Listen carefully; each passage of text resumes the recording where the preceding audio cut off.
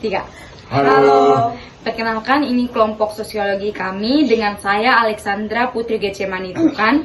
Saya Frederika Imada Roman. Saya Leonardo Karalagumoy. Saya Mikael Ailet.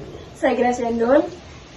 Dalam video ini kami akan menjelaskan tentang 3 teori beserta dengan keterkaitan dengan kasus yang terjadi di Indonesia pada tahun 2024. Untuk teori pertama ini adalah teori fungsionalisme struktural.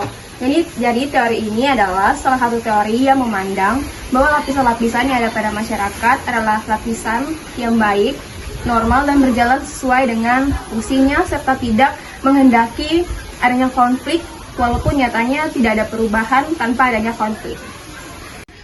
Ya, untuk masalah yang bersangkutan dengan teori ini tentang lapangan kerja. Keterkaitannya dengan lapangan kerja merupakan contoh lain dari teori struktural fungsional. Lapangan kerja berfungsi sebagai penghubung antar individu dan masyarakat, memastikan bahwa individu memiliki pekerjaan yang memadai untuk memenuhi kebutuhan hidup. Tingkat pengangguran Indonesia menurut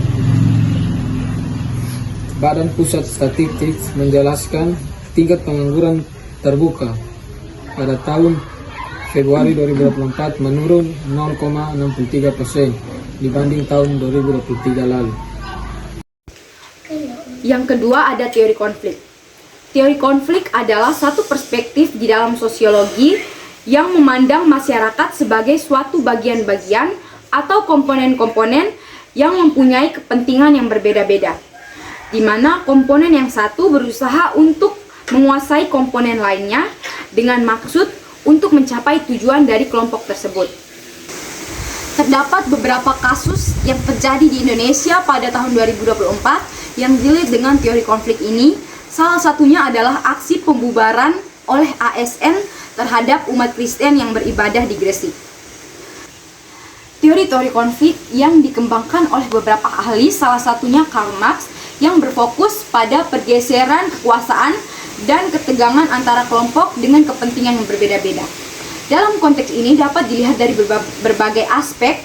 Yang pertama, struktur kekuasaan, di mana ASN yang memiliki kekuasaan untuk menegakkan hukum.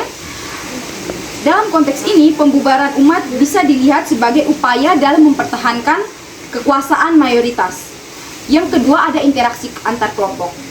Pembubaran tersebut mencerminkan konflik antara kelompok mayoritas dan kelompok minoritas.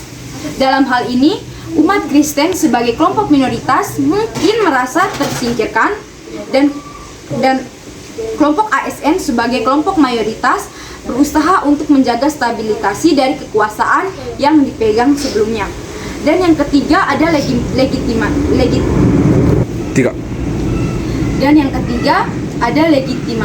dan ideologi,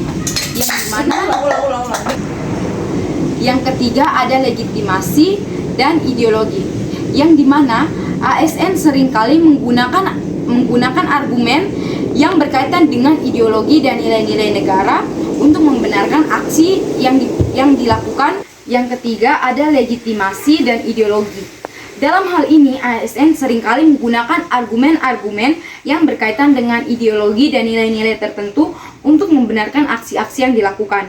Hal ini tentunya menciptakan pendiskreditan oleh kelompok-kelompok minoritas, dalam hal ini adalah umat Kristen, dan hal ini juga tentunya memperkuat perpecahan dan ketegangan sosial. Secara keseluruhan dapat disimpulkan dalam kasus ini bahwa kasus ini mencerminkan dinamika konflik yang cukup luas yang mencakup kekuasaan, ideologi, dan identitas kelompok di suatu masyarakat. Baik, pada teori ketiga ini adalah teori interaksionisme simbolik. Nah, teori ini adalah perspektif sosiologi yang menekan bagaimana individu membentuk makna melalui interaksi sosial. Diperkenalkan oleh Herbert Blumer, teori ini dihapuskan oleh pemikiran George Herbert Mead. Teori ini menyoroti pentingnya simbol seperti bahasa dan gestur dalam membentuk identitas dan perilaku individu dalam konteks sosial. Masalah yang saya ambil dari teori ini yaitu kisruh pembangunan jalur rel kereta api yang menunjukkan Makassar dan Kota Parepare yang menghubungkan Kabupaten Maros dan Kota Makassar, karena pembangunan ini tidak didukung oleh Wali Kota Makassar, yaitu Dani Pomato karena menurutnya pembangunan ini dapat memperparah banjir di Makassar. Keterkaitan masalah ini dengan teori, yaitu teori interaksionisme menekankan pentingnya komunikasi dalam membangun pemahaman. Ketidakpuasan dan konflik sering muncul karena kurangnya dialog antara pemerintah dan masyarakat. Upaya untuk menciptakan forum diskusi dapat membantu mengurangi ketegangan dan mencari solusi saling menguntungkan. Halo teman-teman, sekian video penjelasan dari kelompok kami. Thanks for watching. Sampai jumpa.